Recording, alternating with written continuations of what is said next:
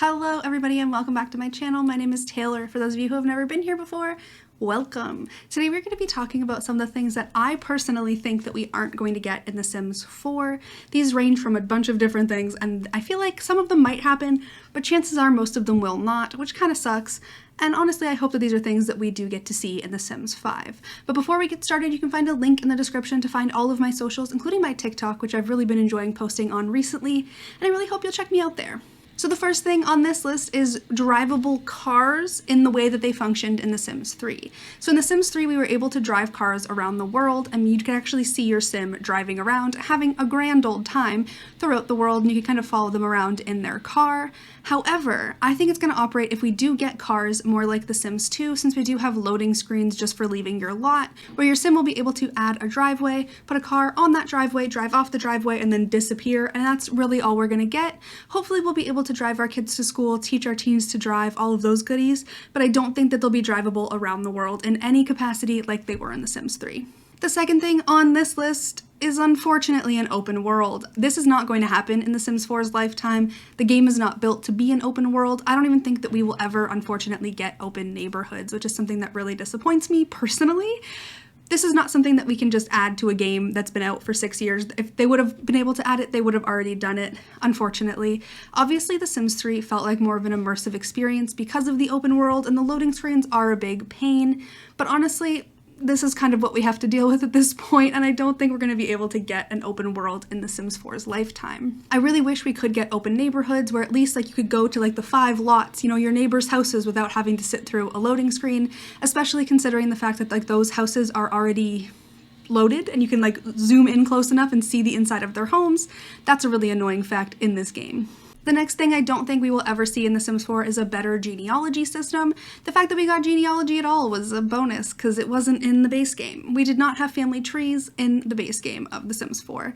If you end up having too many generations in The Sims 4, it kind of forgets that these people exist, and that's really annoying. It will honestly like change some of the pictures of family members that you have played with personally into just those like little outline picture things, and that drives me crazy. I hate it, and I wish that that was not a thing. I really wish we could get some better genealogy systems in the game and be able to see all the different layers and also be able to add different things in Create a Sim. This is something I think they might do, where you're able to add like aunt, uncle, grandmother, those kinds of things in the Create a Sim relationship menu, but I don't think that we will get a more interesting and more robust genealogy system in this version of the game. The next thing that I do not think we are getting in The Sims 4's lifetime is preteens.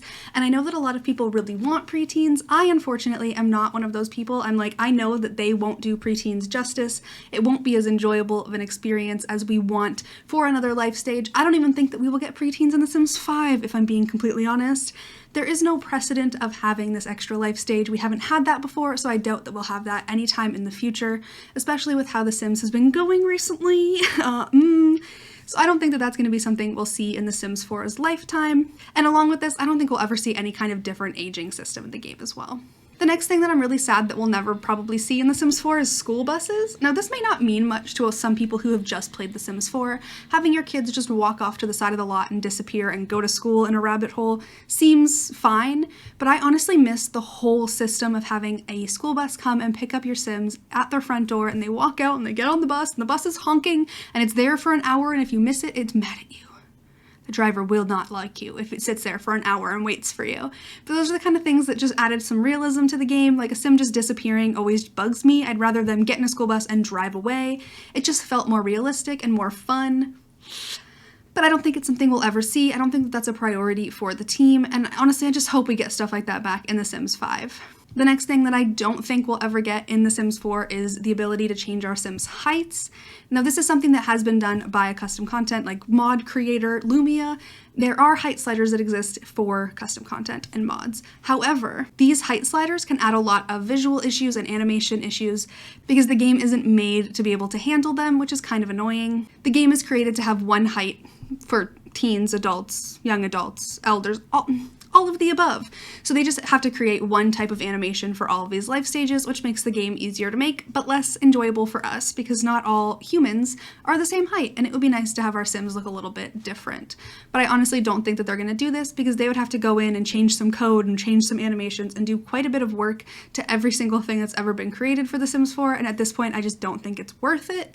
I wouldn't even be surprised if we didn't see this in The Sims 5. The next thing I don't think we're ever going to get in The Sims 4 is create a world. They do a lot of work in The Sims 4 with creating these beautiful worlds that have a lot of like greenery and just a lot going on outside of the lots that you have control over, and I just don't think that they're gonna create a system that allows us to do that ourselves, especially because we haven't gotten it yet. And if that was something that they cared about, it would already be in the game. It was in like The Sims 2 where you could add lots wherever you wanted, you could do whatever you wanted. You could add like hot air balloons and stuff in The Sims 2 to your world. It was wild. The Sims 2 was a crazy time. But honestly, I don't think that we're going to be getting any kind of create a world. I don't think that that's a thing we will see in The Sims 4. It would be really fun to be able to create your own worlds, have your own like storylines, and create your own lore. And I just wish that was something we could do, because honestly, I would love to go back and create Veronaville. Is that how you say that from The Sims 2? Obviously, I'm a Sims 2 stan based on everything I'm saying in this video. But I would love to be able to go back and create something like Veronaville where they had like the Monts and the Capulets and like they were fighting, and it was just so fun. It was so fun.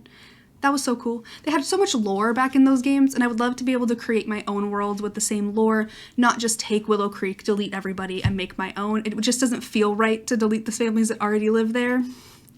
I don't know, but I don't see us getting create a world. I think that it would be way too much work for the Sims team, and it's just not gonna happen. And the final thing on this list, unfortunately, is a color wheel.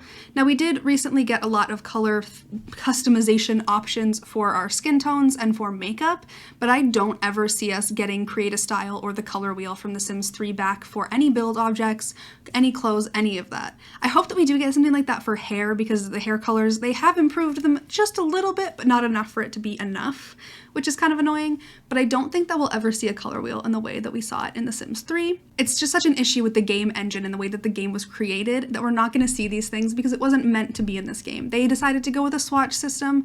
I do hope that they can kind of change the swatch system just a little bit to be able to maybe separate a bedspread and a bed frame so you can change them up. But honestly, I don't see the color wheel returning in this version of the game. Maybe in The Sims 5, because we will have better technology, hopefully, by the time The Sims 5 comes out, and maybe they'll bring stuff like that back, but it's not coming to The Sims 4, in my opinion. Now, before you go and attack any of the things that I said in this video, let's remember it is in my opinion. These are all things that I think are not coming back to The Sims 4. These are not solid. I don't have any proof. I'm not a game changer. I don't have any ins at EA. I don't know anything. I'm just a human who loves pandas and dinosaurs. I really want to know what kind of things you think we'll never see in The Sims 4 in the comments down below if you have any ideas, as well as what you think of this list of things that I think are never coming to The Sims 4. Honestly, I just want some more fun quirkiness in The Sims 4. I want to have more of that weirdness that we saw in previous games.